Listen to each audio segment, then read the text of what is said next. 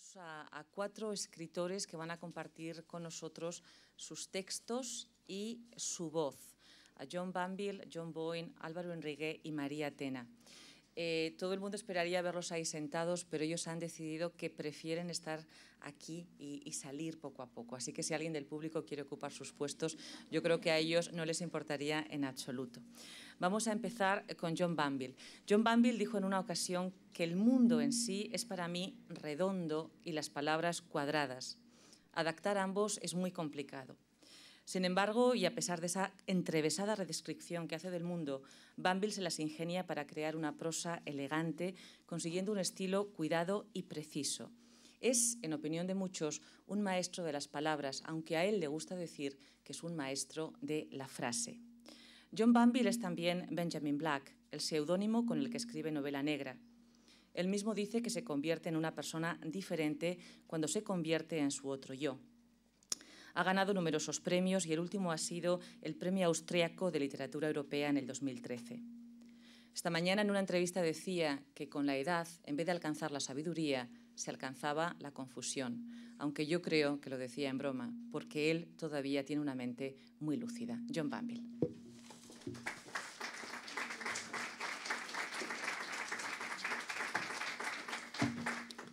Buenos días. I'm going to read from Ancient Light. It's narrated by a man called Alexander Cleave. He's an actor. His wife is named Lydia. And 10 years before the book starts, their daughter, Cass, killed herself. And they don't know why, and they're still dealing with the aftermath, dealing with grief. And this little piece, they keep thinking that even though they're not believers, that they will have a message from the other side. And this is possibly a message. And Lydia is in the habit of waking and running through the house, imagining that Cass is still alive and trapped somewhere in the house in need of her help. I'm thinking of the morning after the very first one of Lydia's nocturnal rampages, when she had started up from the pillow, convinced our recently dead Cass was alive and in the house somewhere. Even when the panic was over and we had dragged ourselves back to bed, we did not get to sleep again, not properly, Lydia doing hiccupy after sobs and my heart tom-tomming away, but lay on the bed on our backs for a long time. The curtains were thick and drawn tightly shut, and I did not realize the dawn had come up until I saw forming above me a brightly shimmering image that spread itself until it stretched over almost the entire ceiling. At first, I took it for an hallucination generated out of my sleep-deprived and still half-frantic consciousness. Also, I could not make head or tail of it, which is not surprising, for the image, as after a moment or two I saw it was upside down. What was happening was that a pinhole-sized opening between the curtains was letting in a narrow beam of light that had turned the room into a camera obscura. And the image above us was an inverted, dawn-fresh picture of the world outside. There was the road below the window with its blueberry blue tarmac, and nearer in, a shiny black hump that was part of the roof of our car, and the single silver birch across the way, slim and shivery as a naked girl. And beyond all that, the bay, pinched between the finger and thumb of its two piers, the north one and the south, and then the distant, paler azure of the sea that at the invisible horizon became imperceptibly sky. How clear it all was, how sharply limned. I could see the sheds along the north pier, their asbestos roof dully agleam in the early sunlight, and in the lee of the south pier, the bristling, amber-coloured masts of the sailboats jostling together at anchor there. I fancied I could even make out the little waves on the sea, with here and there a gay speckle of foam. Thinking still that I might be dreaming or deluded, I asked Lydia if she could see this luminous mirage, and she said yes, yes, and reached out and clutched my hand tightly.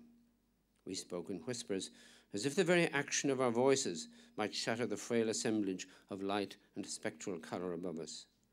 The thing seemed to vibrate inside itself, to be tinily a-tremble everywhere, as if it were the teeming particles of light itself, the streaming photons that we were seeing, which I suppose it was, strictly speaking.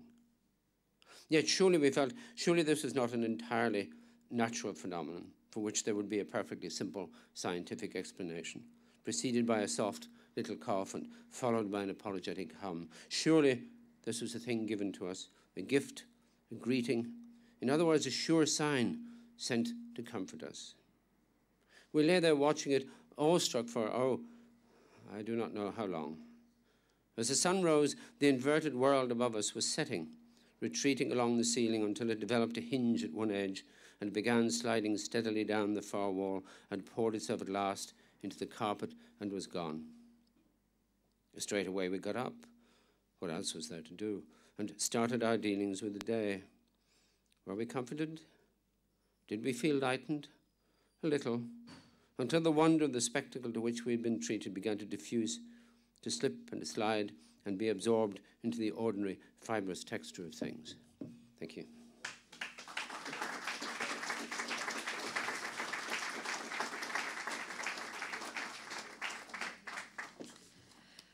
Thank you, John. Vamos ahora con otro John, en esta ocasión con John Boyne. John Boyne dice que le gusta más la historia que la filosofía, aunque, sin embargo, en todos sus libros podemos encontrar temas que nos hacen pensar y mucho, temas como la muerte, la ausencia, que no son, al fin y al cabo, más que temas filosóficos. Gran lector y prolífico escritor, ha publicado más de 70 relatos cortos y novelas juveniles. Todo el mundo lo conoce sobre todo por El niño con el pijama de rayas, y que este libro es la prueba de que the grass is not always greener on the other side. Con este libro estuvo en primeros puestos 80 semanas en Irlanda y fue el libro más vendido en España en el año 2007 y en el año 2008. Su obra se ha traducido a más de 46 idiomas. Un dato que no nos deja indiferentes, como tampoco nos deja indiferentes el hecho de que su perro sea el primero que escuche sus manuscritos. Habrá que hacerle un día de estos una entrevista a su perro. Con ustedes, John Boyne.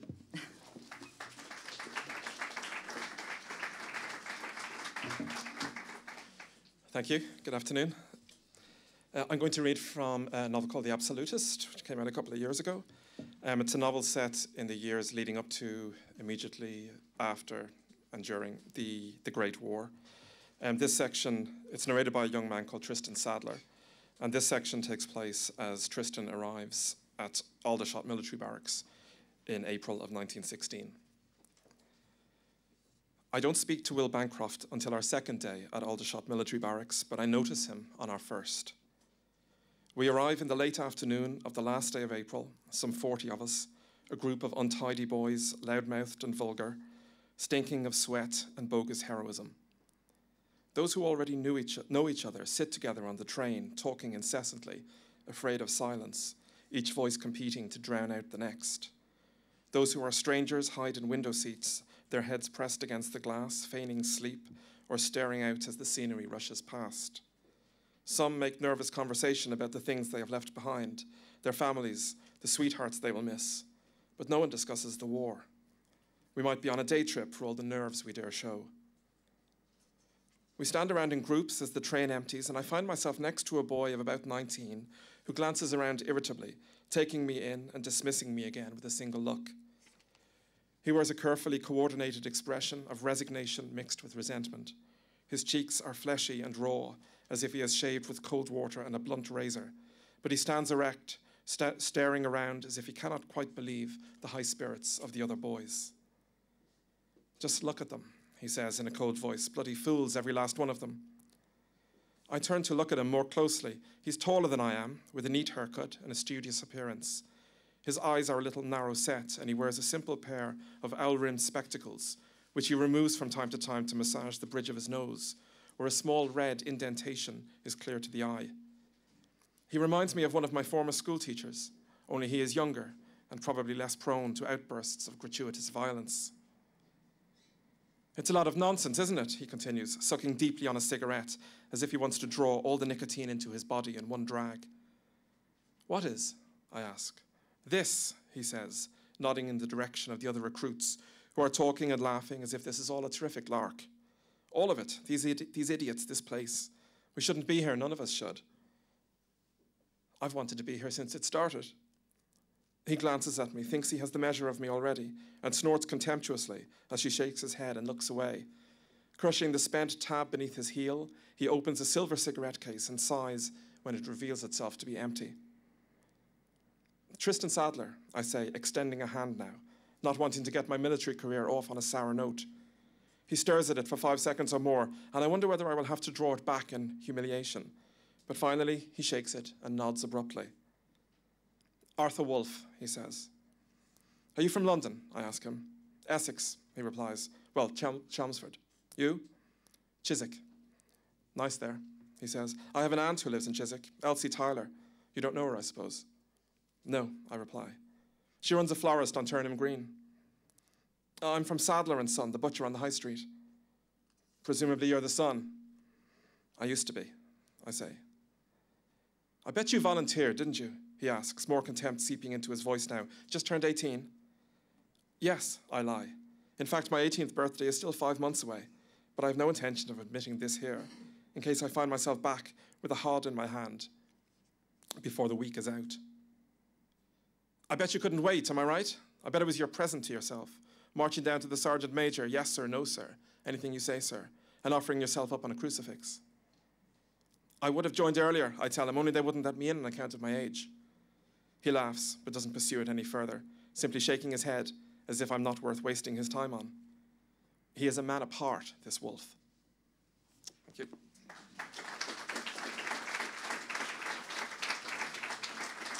Thank you, John. Vamos ahora con Álvaro Enrique. Es un escritor mexicano afincado en Nueva York, una ciudad que dice que le ha tratado muy bien tanto a él como a su familia. En 1996 ganó el premio de primera novela Joaquín Mortiz con La muerte de un instalador. Un amigo suyo le dijo que la ganó por casualidad, porque la entregó en el último momento y los editores la cogieron del último montón. No hay duda de que era pura envidia. Álvaro Enrique tiene una prosa rica y cuidada y su escritura es imaginativa y original. A veces tan original que él mismo dijo de su novela Decencia, es una novela que incluso parece una novela. Le gustan los árboles, pero sobre todo conocer sus nombres, y le emociona que sus hijos le digan, mira papá, un ahuahuete. Ese amor por los árboles y sus nombres, dice, viene de su padre, pero también de su amor por las palabras, por el lenguaje, como instrumento para entenderse a él y a entender la vida. Álvaro.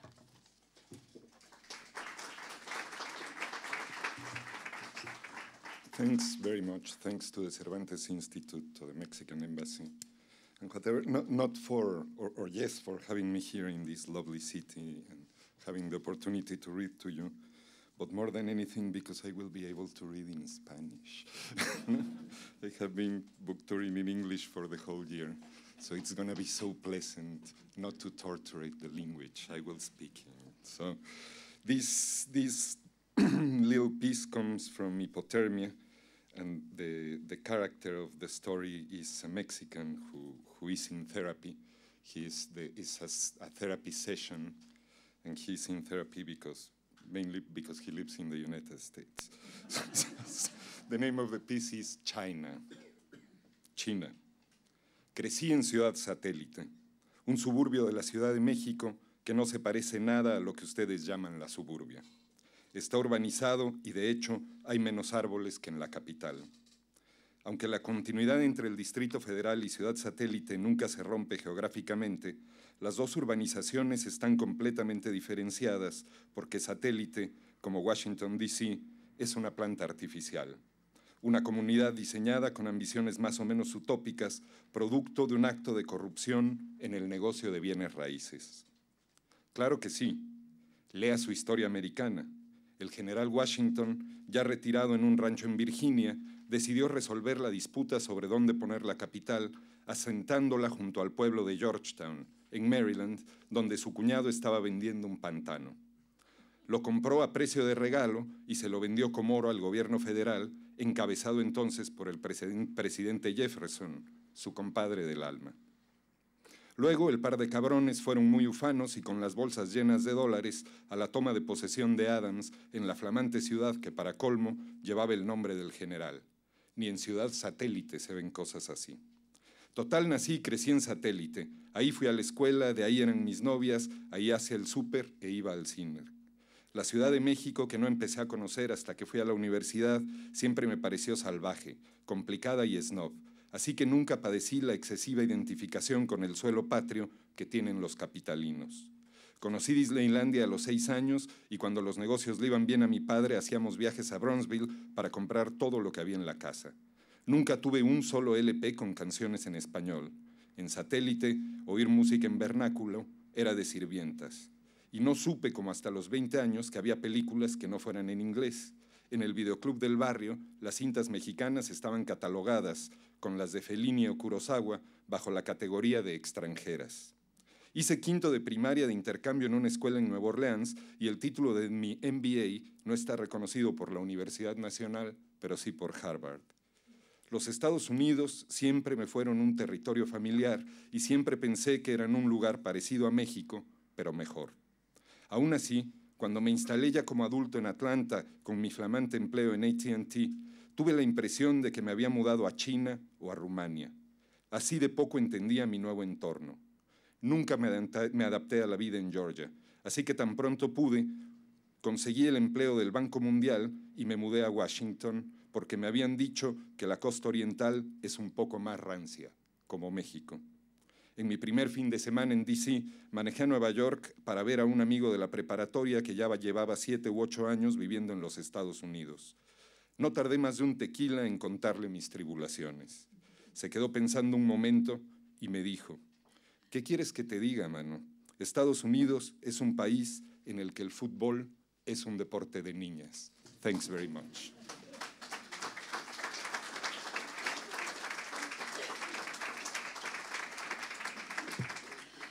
Gracias, Álvaro. Y vamos ahora con María Tena. María Tena es escritora y editora. Ha publicado 3 novelas, Tenemos que vernos, Todavía tú y La fragilidad de la pantera. Y también ha publicado infinidad de relatos en distintas revistas. Hay una 4ª novela que hoy nos ha confesado que está en el horno a punto de salir. María Tena cree que el talento de los escritores se mide no solo por lo que escriben, sino también por lo que callan.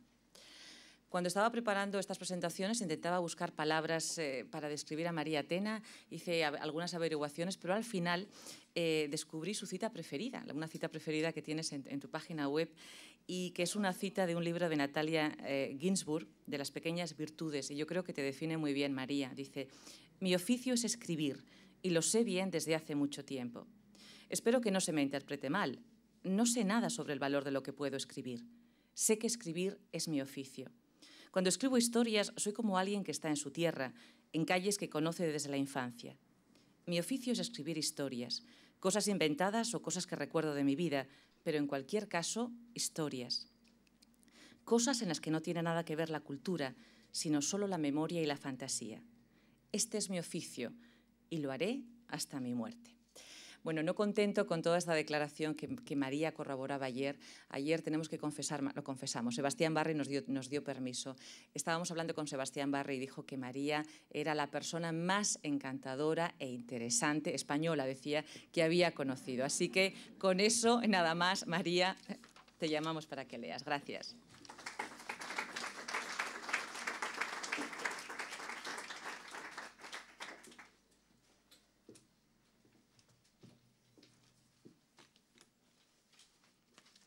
Bueno, muchísimas gracias por la presentación. Lo que pasa es que siempre que oigo a Natalia Ginzburg o leo a Natalia Ginzburg, acabo llorando, porque es una autora que me emociona muchísimo.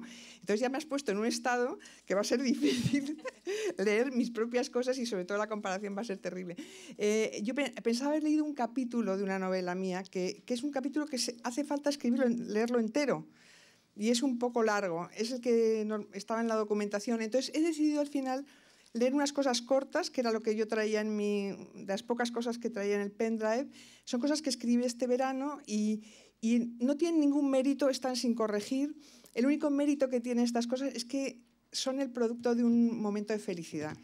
Son raros los momentos de felicidad, pero este verano he sido muy feliz. Y algo de esto está en estas pequeñas notas que tomé, ¿no? Y bueno, pues nada más, me pongo aquí al leerlo. La primera se llama Futuro y dice: las nubes enganchadas en el bosque, reptando por el suelo esta mañana. Hablamos del futuro, hay que ducharse, ponerse una camiseta clara, un vaquero gastado y mocasines y bajar a la tienda a comprar agua. Hablamos del futuro, de lo que hay que hacer hoy, limpiar la casa, escribir una nota en la pared, un aviso que dura hasta mañana, dejarse ir detrás de las palabras, dejarse arder detrás de las montañas, y las pequeñas cosas y las grandes dejar que duerman cada madrugada. Hablamos del futuro que nos queda, de la compra, los niños y la casa, las nubes suspendidas en las ramas, el cielo azul, las nubes subterráneas. Esto. Luego hay otro que se llama Sábanas y dice: recuerda los 70 como unos años muy horteras que vivió con entusiasmo. Estaba recién casada y usaba sábanas de tergal de colores. De esas sábanas azul cielo, verde claro, amarillo, nacieron sus 2 hijos. Las lavaba a menudo y nunca se arrugaban. En verano daban calor, pero eran sudores que incitaban al revolcón y las duchas compartidas. Unas sábanas que día a día adelgazaban de tanto lavarlas y secarlas al sol. Ahora son blancas de algodón, igual de frescas en invierno que en verano.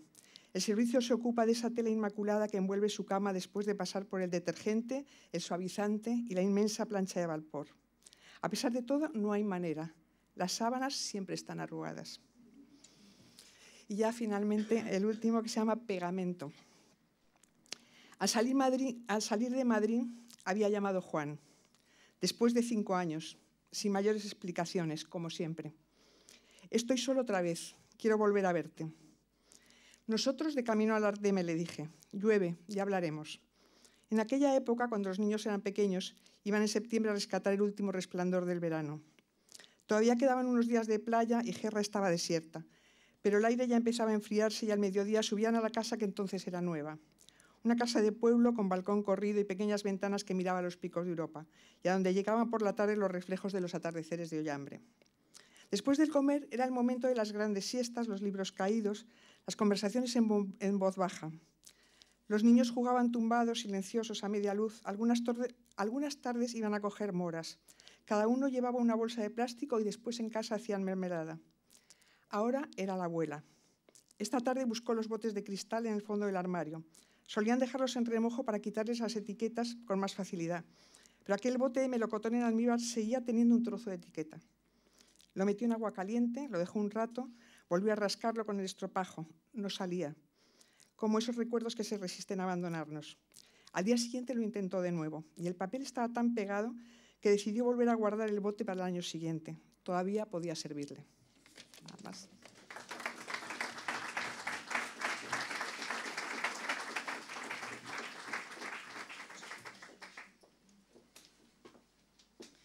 Bueno, pues con esta última intervención de María no queda más que agradecer a John Boyne, a John Banville, a Álvaro Enrique y a María Tena por regalarnos no solamente sus palabras, sino esas voces potentes y hermosas. Muchísimas gracias a los 4.